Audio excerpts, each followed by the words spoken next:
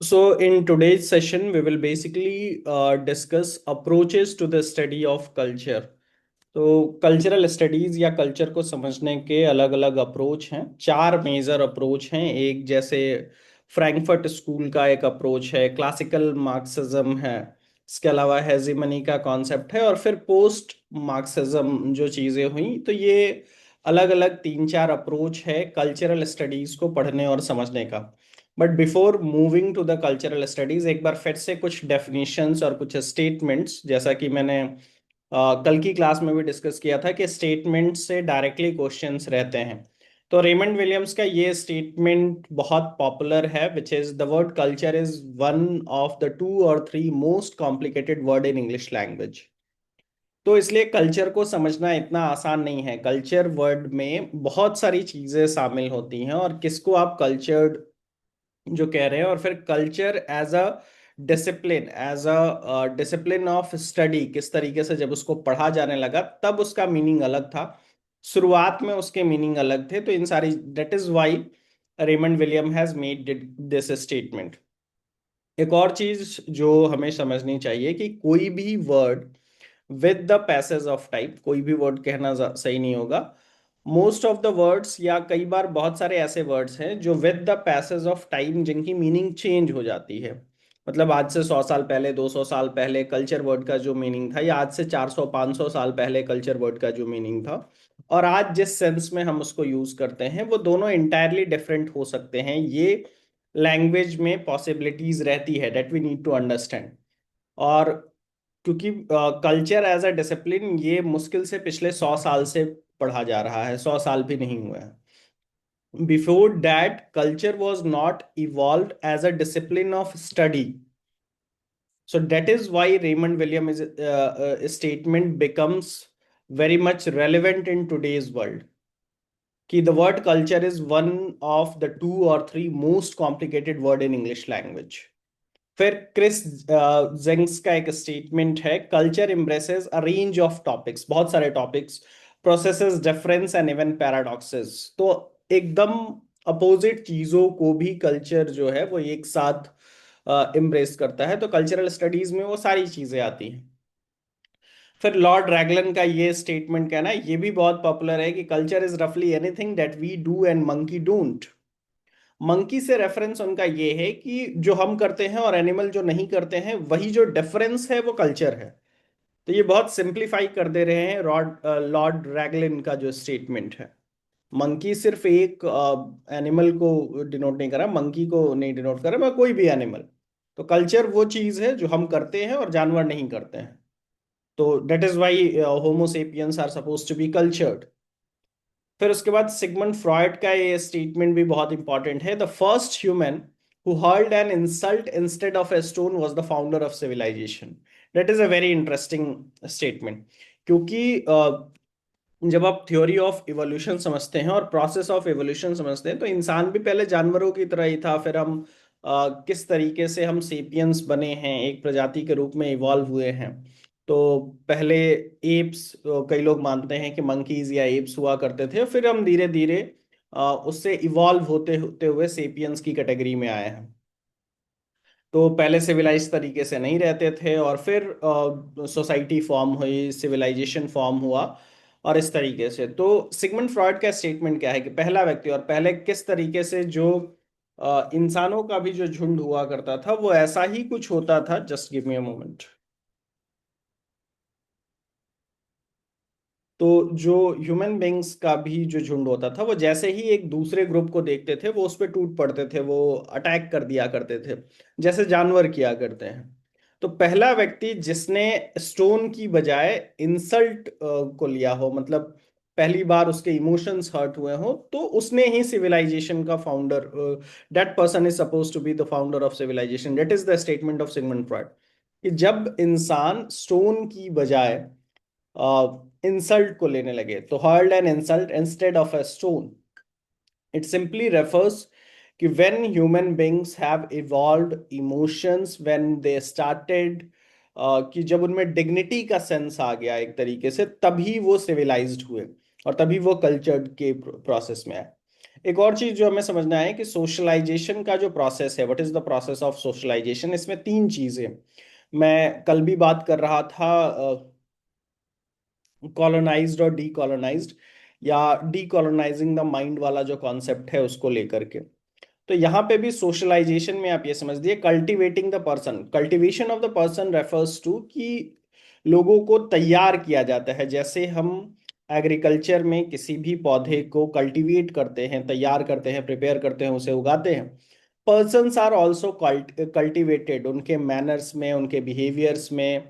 Basically हम citizens जो हैं वो कल्टीवेट करते हैं, प्रिपेयर करते हैं, तैयार किया जाता है आपके माइंडसेट को, बहुत सारी चीज़ों को। तो cultivating the person, cultivating the mind, and then cultivating the natives. This is a interesting concept कि जैसे जब कॉलोनाइजर्स आए, जब ब्रिटिशर्स इंडिया में आए, एनी एग्जाम्पल मैं ब्रिटिशर्स और इंडिया का ले रहा हूँ, any example you can take, तो उन्होंने यहाँ के लोगों को कल्टीवेट करने का कोशिश किया। ठीक है, जैसे आपने सिविलाइजिंग मिशन का नाम सुना होगा, all of you have heard civilizing mission. When Britishers came here, they said that they are on a civilizing mission. Means Indian people or Eastern people are non-civilized or uncivilized person, and they are trying to civilize us. Basically, any colonizer simply state these things कि they are trying to civilize or cultivate the natives, कि जो यहाँ के लोग हैं उनको वो cultivate कर रहे हैं, कुछ बेहतर बना रहे हैं, कुछ बेहतर सिखा रहे हैं। और what is who is a cultured person, अगर देखा जाए तो कल्चर्ड पर्सन कौन है? Basically cultivated group of individuals, वैसे लोग जिनको कल्टीवेट किया गया है। कल्टीवेट किन चीज़ों को? तो लोगों को, उनके माइंड को। और कल्टीवेशन अलग अलग लेवल से सरकारें करती रहती हैं, सोसाइटी अपनी तरफ से करता है। तो बहुत सारी चीज़ें। आई होप सबको एक बुक के बारे में पता होगा which is very popular by George Orwell, 1984, जो 1948 में लिखी गई थी। उसमें भी जॉर्ज ऑरवेल यही कर रहे हैं कि basically government is also trying to create personalities और क्रिएट कल्चर्ड पर्सन के नाम पे आपके थॉट प्रोसेस, सारी चीजों को कंट्रोल किया जा रहा है और क्रिएट किया जाता है। सिटीजन्स जो हैं वो क्रिएट किए जाते हैं, इस बारे में भी वो बुक है। It's a very interesting book. तो cultivated group of individuals are known as cultured person. Now coming to the topic, that is approaches to cultural studies। चार बेसिक अप्रोच है। और कौन कौन से अप्रोच हैं? जैसे classical Marxism, Frankfurt school, hegemony का कॉन्सेप्ट है, और पोस्ट मार्क्सिज्म। ये चार मेजर अप्रोच है। अप्रोच का मतलब ये है यहाँ पे कि कल्चरल स्टडीज को as a discipline of study कैसे पढ़ा गया और कैसे समझा गया। बेसिकली यहाँ पे हम इन चारों चीजों का बेसिक मतलब सिर्फ समझेंगे कि जैसे क्लासिकल मार्क्सिज्म क्या है। क्लासिकल मार्क्सिज्म एक अप्रोच है कल्चरल स्टडीज को पढ़ने का, जो मार्क्स के आइडियोलॉजी को मानता है। वो सिंपली ये कहता है कि culture is the passive reflection of economy. हर, क्योंकि कार्ल मार्क्स सिंपली यही मानता था कि हर चीज का जो है वो इकोनॉमी से डिसाइड होती है। तो कल्चर भी इकोनॉमी से ही डिसाइड होगा। हर चीज के जो बेस में है वो पैसा है, वो इकोनॉमी है। उसकी जो जड़ में है, उसकी जो रूट में है, कोई भी चीज इस दुनिया में हो रही है उसका जो रूट है वो पैसा है। तो that is what Karl Marx has stated. तो क्लासिकल मार्क्सिज्म जो अप्रोच है वो कल्चर को भी फिर इसी लेंस से देखता है कि culture itself is a passive reflection of the economy. Frankfurt school क्या है? किस तरीके से ये सारे स्कूल्स आए, इनको हम आगे देखेंगे। फ्रैंकफर्ट स्कूल, फ्रैंकफर्ट एक जगह है, वहां स्कूल का मतलब स्कूल ऑफ थॉट, आइडियोलॉजी। तो वो कहता है कि mass culture under capitalism function as a tool of control and ideological domination. Frankfurt school भी लगभग वही बात कर रहा है जो क्लासिकल मार्क्सिज्म है। ये भी कह रहा है कि जो कल्चर है वो बेसिकली आइडियोलॉजिकल डोमिनेशन के लिए कैपिटलिस्ट द्वारा क्रिएट किया जाता है। तो capitalism function as a tool to control and ideological domination, लोगों की सोच को कंट्रोल करने के लिए, उनके ऊपर आइडियोलॉजिकली डोमिनेट करने के लिए कि मेरी आइडियोलॉजी बेहतर है, इसी तरीके से सोचो। और ये मास कल्चर करता है, जो मास कल्चर पॉपुलर कल्चर हमने समझा था, और बल्क लेवल पे इसीलिए बहुत सारी चीजें प्रोड्यूस की जाती है, मास प्रोडक्शन होता है, बहुत सारी फिल्में बनाई जाती हैं, बहुत सारे जो चीजें हैं वो की जाती हैं। एनोटेशन कोई कर रहा है, we should clear it. Okay, so now coming to the point, evolution of the word. जो चौथा है हेजीमनी का कॉन्सेप्ट, तीसरा, third is hegemony. Hegemony is basically cultural dominance, ideological and cultural dominance, कि मैं आपसे बेहतर हूं, जो सुपियोरिटी का भाव है। जैसे कॉलोनाइजर अपने आप को, जो कॉलोनाइजर कॉलोनाइज से अपने आप को बेहतर समझता है, मेल फीमेल से अपने आप को बेहतर समझता है, एक एडुकेटेड पर्सन एक नॉन एडुकेटेड से अपने आप को बेहतर समझता है, एक रिच पुअर से अपने आप को। तो ये जो कल्चरल और आइडियोलॉजिकल डोमिनेशन है, आप डोमिनेट करते हो, ये हेजीमनी का भी कॉन्सेप्ट, ये भी एक कल्चरल अप्रोच है। इसमें एक कल्चर अपने आप को दूसरे कल्चर से ऊपर समझता है। जैसे वेस्टर्न कल्चर बेहतर है ईस्टर्न कल्चर से, ऐसी सोच, मैं ये नहीं कह रहा हूँ वो है या नहीं है। तो ये जो कॉन्सेप्ट है वो हेजिमनी का कॉन्सेप्ट है, अपनी हेजिमनी एस्टैब्लिश करना, कि सारे लोग इसी तरीके से सोचे, डोमिनेट करना। पोस्ट मार्क्सिज्म क्या है? जब पोस्ट मार्क्सिज्म बेसिकली वही है जो क्लासिकल मार्क्सिज्म के अगेंस्ट है। क्लासिकल मार्क्सिज्म ये कहता था कि हर चीज के रूट में इकोनॉमी है, जबकि जो पोस्ट मार्क्सिज्म है वो ये कहता है कि society as a site of multiple shifting struggle rather than a single class conflict. ऐसा नहीं है कि सिर्फ क्लास कॉन्फ्लिक्ट है और हर चीज के बेस में इकोनॉमी ही है, देयर आर मल्टीपल फैक्टर्स, बहुत सारे फैक्टर्स हो सकते हैं। फिर जो ये मैं बात कर रहा था कि वर्ड अपनी मीनिंग जो है वो समय के साथ चेंज करता है, तो हम देखेंगे evolution of the word culture किस तरीके से पिछले 500 सालों में या उससे भी पहले, we are living in the 21st century, culture word का जो मीनिंग है वो चेंज हुआ है। तो सबसे पहले कल्चर वर्ड आया एग्रीकल्चर से, कि जैसे ही इंसान खेती करने लगा, एक जगह पे रहने लगा, तो वहीं से वो वर्ड, मतलब एग्रीकल्चर रेफर्स टू फार्मिंग। तो खेती करने लगा, रहने लगा, सोसाइटी बना लिया, तो वो कल्चर्ड हो गया एक तरीके से, कल्चर वर्ड वहीं से आया। तो culture is basically tending of crops and animal, कि आप खेती कर रहे हैं, जानवरों को भी रख रहे हैं, तो culture word that. 16th century में कल्चर वर्ड बहुत ज्यादा सिनोनिमस या लगभग सिमिलर था सिविलाइजेशन वर्ड के, मतलब आज से ऑलमोस्ट 500 years ago। तो approx 500 years ago the culture word was very much synonymous to civilization. इसका मतलब था जहां भी इंडस्ट्री लग गई है, तो पहले एग्रीकल्चर, बाद में ये समझा जाने लगा कि जहां इंडस्ट्री है, क्योंकि यूरोप में इंडस्ट्रियलाइजेशन, इंडस्ट्रियल फेज की शुरुआत 16th सेंचुरी से ही एक तरीके से हो जाती है, रेनेसा के टाइम पे, जो 18th 19th सेंचुरी तक जाते जाते पीक पे आता है इंडस्ट्रियलाइजेशन। तो जो 16th 17th 18th सेंचुरी है, उस समय कल्चर को यह समझा जा रहा था कि जहां इंडस्ट्रियलाइजेशन हो गया है वही जगह कल्चर्ड है।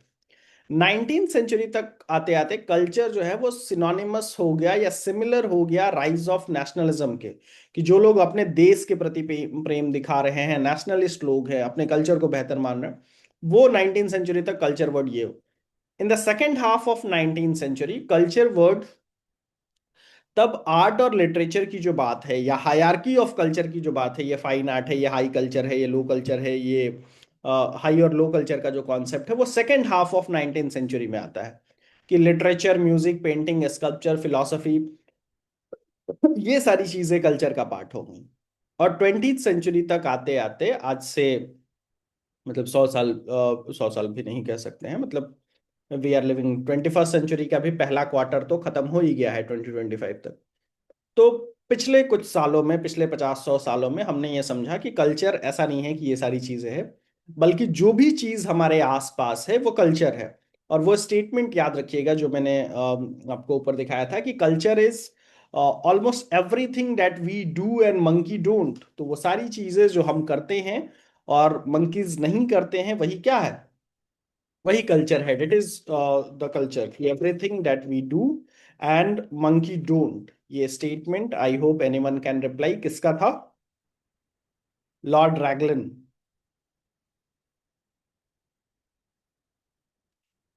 फिर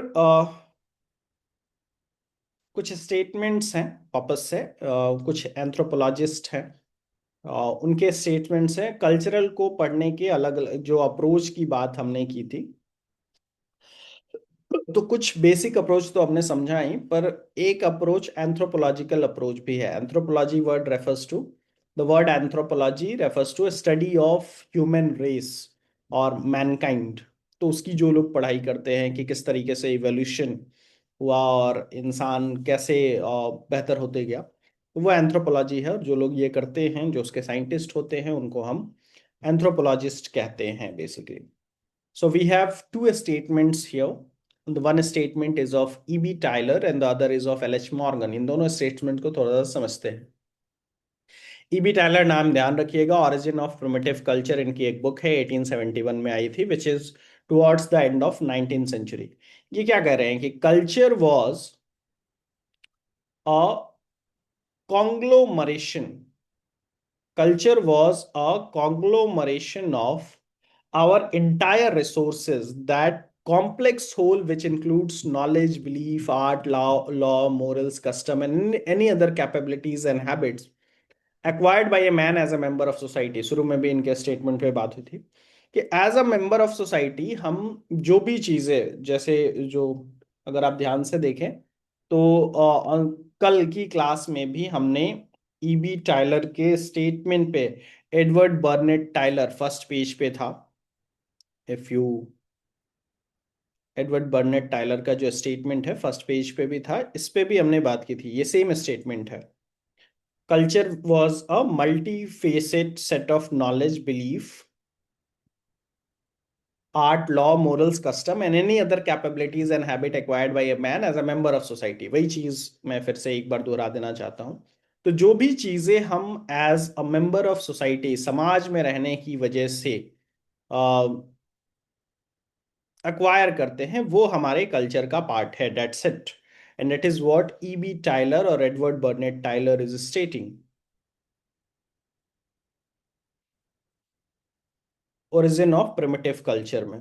और एक दूसरा, ये एंथ्रोपोलॉजिस्ट ही थे, एल एच मॉर्गन के स्टेटमेंट में समझिए। L H Morgan hierarchical concept की बात करते हैं। ये क्वेश्चन आ सकता है कि जो कल्चरल का हायरार्कियल कॉन्सेप्ट है उसके बारे में, the cultural development of people range from the savage to civilize. इस कॉन्सेप्ट को समझिए। सैवेज रेफर्स टू जब जो लोग वाइल्ड थे, हर बात पे सेंस नहीं है, मतलब ह्यूमन और एनिमल में सिविलाइज्ड होने में एक फर्क ये भी है कि आप बहुत वाइल्ड ना हो।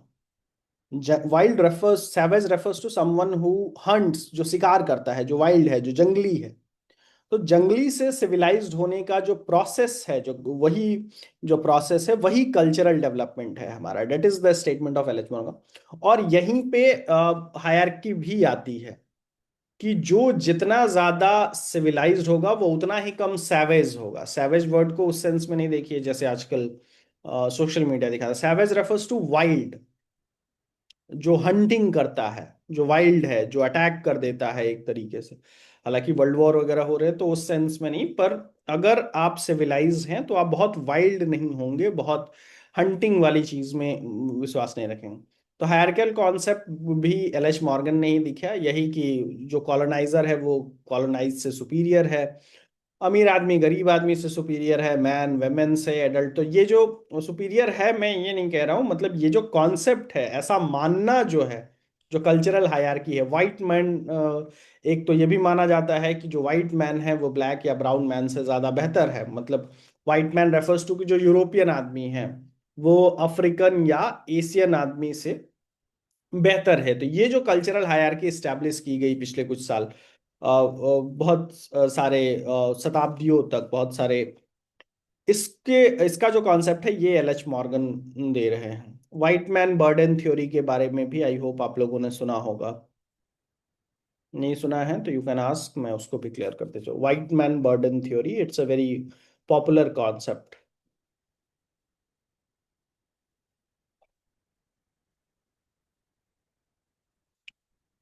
तो we have, now we have some diffusionist, वो तो एंथ्रोपोलॉजिस्ट है। उसके बाद दो तीन नाम ये भी है, Henry parade reverse, Frank Boaz Smith. इनके क्या स्टेटमेंट है, और ये पर्टिकुलर स्टेटमेंट नहीं, डिफ्यूजनिस्ट कॉन्सेप्ट क्या है, वो तो एंथ्रोपोलॉजिकल कॉन्सेप्ट था कि फ्रॉम सैवेज टू सिविलाइज्ड, ये ना। हम एक प्रोसेस के दौरान हंटिंग से सिविलाइज्ड होते गए। All cultures of the world were not to be seen independently to each other. ये इंटरेस्टिंग बात है, डिफ्यूजन का कॉन्सेप्ट। जो लोग साइंस बैकग्राउंड या बायो बैकग्राउंड के होंगे उसमें अमीबा का डिफ्यूजन वगैरह उस तरीके कि ऐसा नहीं है कि सारे कल्चर अलग अलग जगह पे इवॉल्व हुए। ये जो कॉन्सेप्ट है डिफ्यूजनिस्ट का, उन लोगों का मानना है कि सारे कल्चर अलग अलग जगह पे इवॉल्व हुए, ऐसा नहीं है, बल्कि एक मदर कल्चर था और बाकी सारे कल्चर फिर उससे निकले हैं। और किसको वो मदर कल्चर मानते हैं, ये एग्जाम में कई बार पूछा जाता है। तो इजिप्ट का जो कल्चर है, Egyptian culture might be one of from which all the other cultures branched out. तो सारे कल्चर अलग अलग जगह पे इवॉल्व हुए ऐसा नहीं है, बल्कि एक मदर कल्चर था और उसी के फिर ब्रांचेस निकले हैं। और जो मदर कल्चर है वो इजिप्ट का कल्चर है। That is the concept of diffusionist. तो डिफ्यूजन वर्ड का मतलब आप समझते ही होंगे कि एक ही से फूट के निकलना, तो ये जो चीज है। तो डिफ्यूजनिस्ट ये Henry parade reverse, Frank Boaz और स्मिथ, इन लोगों ने इसकी बात की है। फिर एक मेलिनोस्की है, इनका एक फील्ड वर्क मेथड है कि जो भी फील्ड वर्क मेथड ये कहता है कि कोई भी ऐसी चीज जो हम कहते हैं ना कि आपके जो डिसीजंस हैं वो दरअसल पहले से डिसाइडेड होते हैं, आप किस तरीके से रिस्पॉन्ड करेंगे, all it has been decided earlier. वो ऐसे डिसाइड होता है कि आप किस कल्चर से बिलोंग करते हैं। That is the concept of Malinowski कि individual responses were the result of cultural conditioning. इसके बाद कार्ल मार्क्स और कल्चर की बात कर लेते हैं। मार्क्सिज्म जो मैंने आपको बेसिक समझाया कि हर चीज के रूट में, हर चीज के बेस में इकोनॉमी है, यही कार्ल मार्क्स मानते थे कि the culture of people is determined by economic forces. Economic force ही हर चीज, कल्चर को भी वही डिटरमाइन करती है। और डोमिनेंस की जो आइडियोलॉजी है उसको प्रोपेगेट किया जाता है बहुत ही सटल तरीके से, सटल तरीके से, बहुत ऐसा कि आपको पता भी ना चले कि किस तरीके से एक वर्ग, जिसकी जो हैव और हैव नॉट्स है, मतलब कार्ल मार्क्स ने सोसाइटी को दो पार्ट में बांटा था, एक हैव्स जिनके पास सारे रिसोर्सेज हैं और एक हैव नॉट्स जो जिनके पास रिसोर्सेज नहीं है। तो जो हैव्स है वो बहुत ही सटल तरीके से, बहुत सावधानी से, बहुत ऐसा कि पता भी ना चले और डिस्गाइज्ड वे में छिप करके जो डोमिनेंस है, जो आइडियोलॉजिकल डोमिनेंस है, वो स्टैब्लिश करता है एज पर कार्ल मार्क्स। और इसी को जैसे अगर एग्जामिनेशन में कई बार मैच करने के लिए दे देता है कि हेजीमनी का जो कॉन्सेप्ट है जो कि एंटोनियो ग्राम्सी ने दिया है, he has used the theory of Karl Marx and created a concept named hegemony। तो एग्जामिनेशन में अगर कभी आता है कि hegemony, the concept of hegemony is associated with एक क्रिटिक है, एक थिंकर है, फिलोसोफर है basically, Antonio Gramsci. So he has created a concept named hegemony and he has used the theory of Karl Marx. Hegemony क्या है, एक को superior मानना, दूसरे को इंफीरियर, और अपनी सुपीरियरिटी को एस्टैब्लिश करने के डोमिनेंट आइडियाज। तो dominant ideas hold the imagination of the majority, these ideas function to control the masses. और इसी तरीके से जो भीड़ है, जो लोग हैं, उनको कंट्रोल किया जाता है।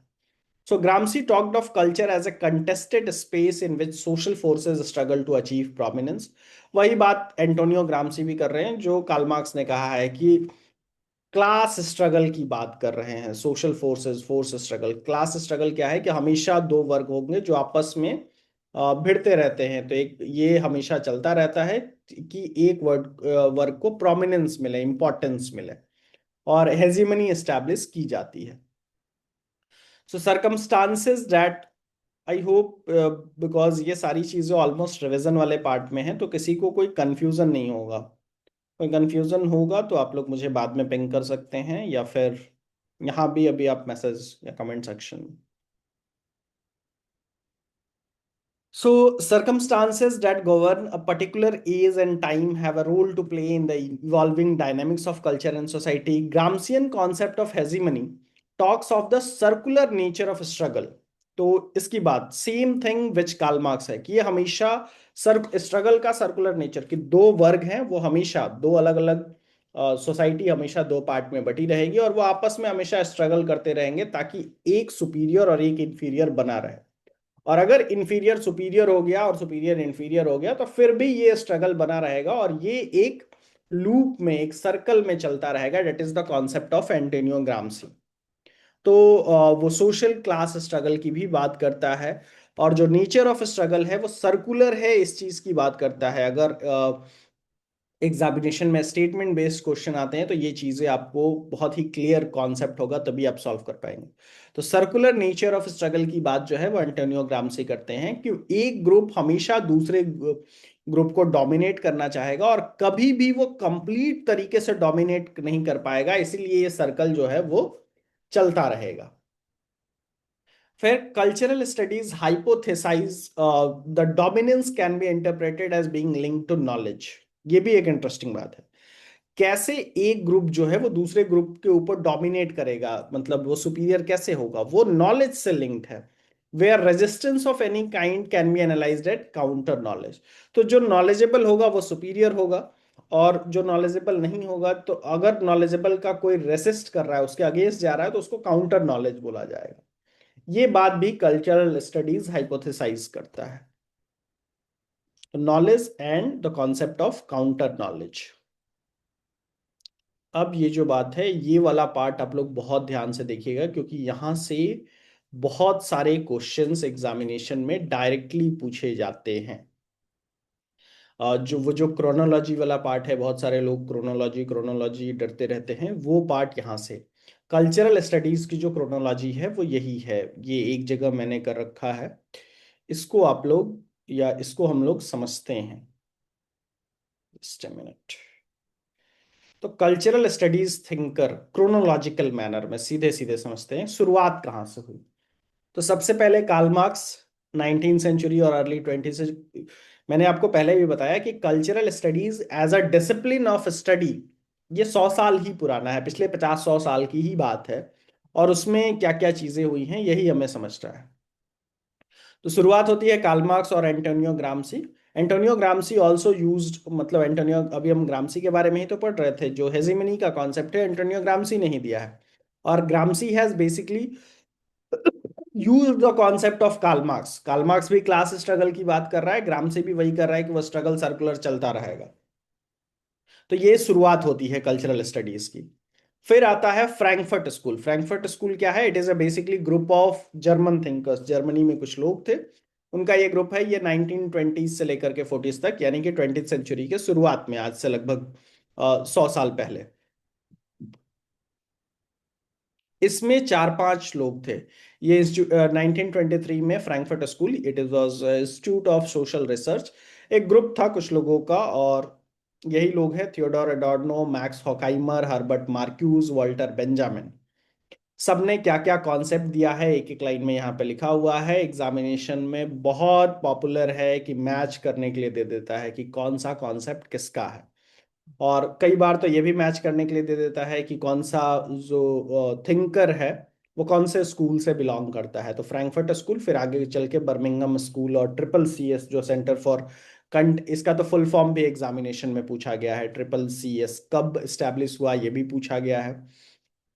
और मतलब नेट में तो हालांकि वापस से एकदम सिंपल लेवल पे रिपीट कर दे ये थोड़ा मुश्किल है, पर मैच करने के लिए तो दे ही सकता है। कॉन्सेप्ट मैच करने के लिए जैसे कुछ लोगों का दिया है, कुछ लोगों का दे सकता है। तो ये सारी चीज इसको बहुत अच्छे से आप लोग देख लीजिएगा। मैं एक एक बार रिपीट कर दे रहा हूँ, समझाते भी चल रहा हूँ जो चीजें हैं। So we have the first one, Frankfurt school में ये चार नाम, Theodor Adorno, Max Horkheimer, Herbert Marcuse और वॉल्टर बेंजामिन। क्या क्या कहा इन्होंने? थियोडोर एडोर्नो का कॉन्सेप्ट है कल्चर इंडस्ट्री का। कल्चर इंडस्ट्री का मतलब क्या है कि कल्चर जो है वो एक कॉमोडिटी है, सामान की तरह है। ऐसा नहीं है कि वो कल्चर हमने, वो क्रिएट किया जाता है सामान, जैसे मैन्युफैक्चरिंग में कोई चीज बनाई जाती है ना, वैसे ही कल्चर भी बनाया जाता है। और यही मास डिसेप्शन क्रिएट करता है, और लोगों को भ्रम होता है कि वो कुछ कर रहे हैं। तो people think they are free but control, लोगों को लगता है कि वो फ्री हैं। फ्री कहने का सेंस इंटेलेक्चुअल लेवल पे, थॉट प्रोसेस के लेवल पे हर व्यक्ति को ये लगता है कि वो फ्री है, पर दरअसल वो कंट्रोल हो रहा है।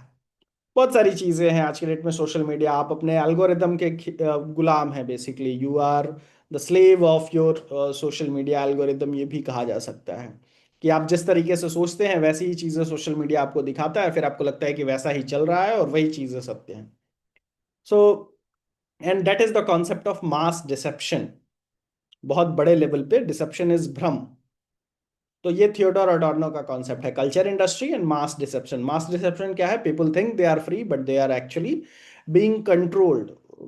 चाहे वो सोशल मीडिया आपको कंट्रोल कर रहा है, चाहे सोसाइटी कंट्रोल कर रही है, चाहे सरकार कंट्रोल कर रही है, चाहे सिलेबस कंट्रोल कर रहा है, whosoever, but you think that you are free but ultimately you are being controlled.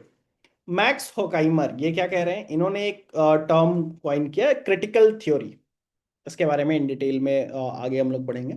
अभी सिर्फ इतना मिलाने के लिए ताकि ये कंप्लीट हो जाए आज की क्लास में। फिर हर्बर्ट मार्क्यूज, इन्होंने फॉल्स नीड और कंज्यूमरिज्म का कॉन्सेप्ट दिया है। ये इंटरेस्टिंग बात है, फॉल्स नीड। बहुत सारी चीजें मार्केट आपको ऐसा मजबूर कर देता है कि वो आप खरीद ही लो, और दरअसल वो आपकी जरूरत है नहीं, पर आपको मैनिपुलेट किया जाता है कि वो आपकी जरूरत है। तो वेरियस फॉल्स नीड। और कल्चर जो है वो कंज्यूमरिस्ट कल्चर हो जाते जाता है, आप कंज्यूमरिज्म के गुलाम बनते जानते हैं, you are becoming the slave of consumerist society. तो ये चीज जो है, वॉल्टर बेंजामिन भी मैकेनिकल रिप्रोडक्शन की बात करते हैं कि जो भी चीजें जो जो एक ऑरा हुआ करता था कि कोई यूनिक चीज बनाई जा रही है, वैसा कुछ नहीं है, बल्कि मैकेनिकली रिप्रोड्यूस किया जा रहा है आर्ट एंड कल्चर। ये यहाँ पे मैकेनिकल रिप्रोडक्शन की बात जो कर रहे हैं, वो आर्ट एंड कल्चर की, कि जैसे जो गाने बनाए जा रहे हैं, जो पेंटिंग बनाई जा रही है, जो भी कोई क्रिएटिव चीज बनाया जा रहा है, वो इंडिविजुअल एक तरीके से उसमें यूनिकनेस नहीं है। वो ऐसा लग रहा है कि जैसे कोई मशीन बना रहा है उसको, मैकेनिकल हो गई हैं वो चीज़ें भी। आजकल एआई भी पोइट्री लिखता ही है। तो इसकी बात वॉल्टर बेंजामिन कर रहे हैं, mechanical reproduction of art and culture, जो ऑरा डिस्ट्रॉय कर देता है। Aura is something which is unique. फिर ये फ्रैंकफर्ट स्कूल के ये चारों थिंकर ने ये सब, ये बिल्कुल याद रखिएगा, Theodor Adorno culture industry mass deception, Max Horkheimer critical theory, Herbert Marcuse का फॉल्स नीड का कॉन्सेप्ट, वॉल्टर बेंजामिन का मैकेनिकल रिप्रोडक्शन का कॉन्सेप्ट। फिर ब्रिटिश कल्चरल स्टडीज, वहां पे कुछ लोग थे इंग्लैंड में, ये सारे जर्मन थिंकर्स हैं। So in England we have Richard Hoggart, Raymond Williams, जिसका स्टेटमेंट हम लोग कई बार देख रहे हैं, culture is ordinary, culture is the most complicated word, ये रेमंड विलियम्स। फिर E P Thomson, culture as a lived experience. और रिचर्ड होगार्ट बात करते हैं वर्किंग क्लास कल्चर की, कि जैसे जो कॉर्पोरेट कल्चर या वर्किंग क्लास कल्चर, ये सब जो हम सुनते हैं, these concepts has been given by Richard Hoggart. हालांकि इनसे रिलेटेड और भी इन डिटेल चीजें हैं, यहाँ पे सिर्फ क्रोनोलॉजिकली एक एक वर्ड में हम समझते चल रहे हैं। We have to study all these thinkers in detail, Theodor Adorno को भी, Max Horkheimer, Herbert Marcuse, Walter Benjamin, and we have Richard Hoggart, Raymond Williams, E P Thompson.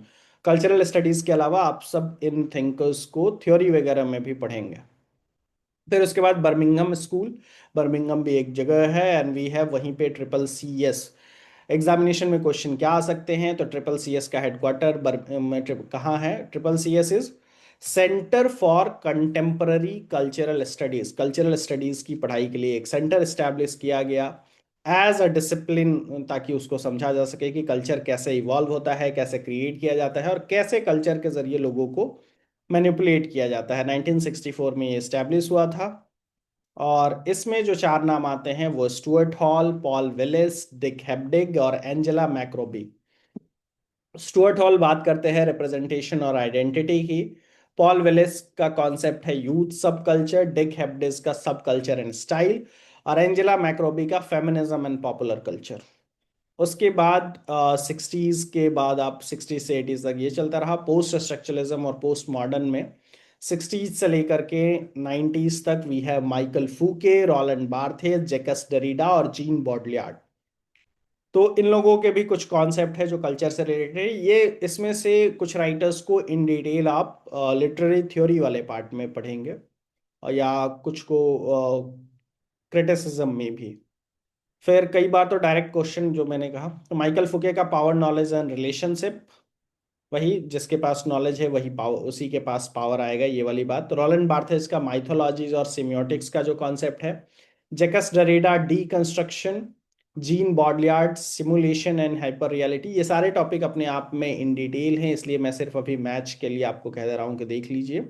सबको समझना अपने आप में 10 to 15 मिनट्स मिनिमम, एक एक कॉन्सेप्ट को, mythology, deconstruction, simulation and hyper realities. और आजकल जो 1980 से लेकर के प्रेजेंट तक है, एडवर्ड सेड का ओरिएंटलिज्म का जो कॉन्सेप्ट है, ये तो डायरेक्टली मैच करने के लिए अभी आया था। जो पीजीटी वगैरह के एग्जामिनेशन हुए, D D triple S B के एग्जामिनेशन में आया था। Homi K Bhabha, hybridity, mimicry, Gayatri Chakravorty, Spivak, subaltern studies, इससे रिलेटेड एक वीडियो अभी हमारे चैनल पे भी आएगा, कैन द सबाल्टर्न स्पीक। और बेल हुक्स का race, gender and media, Judith Butler का जेंडर परफॉर्मेटिविटी। तो आज इतना ही रहने देते हैं। ये सारी जो क्रोनोलॉजी वाला पार्ट है ये अपने आप में बहुत इन डिटेल है, and we need to understand these things in detail.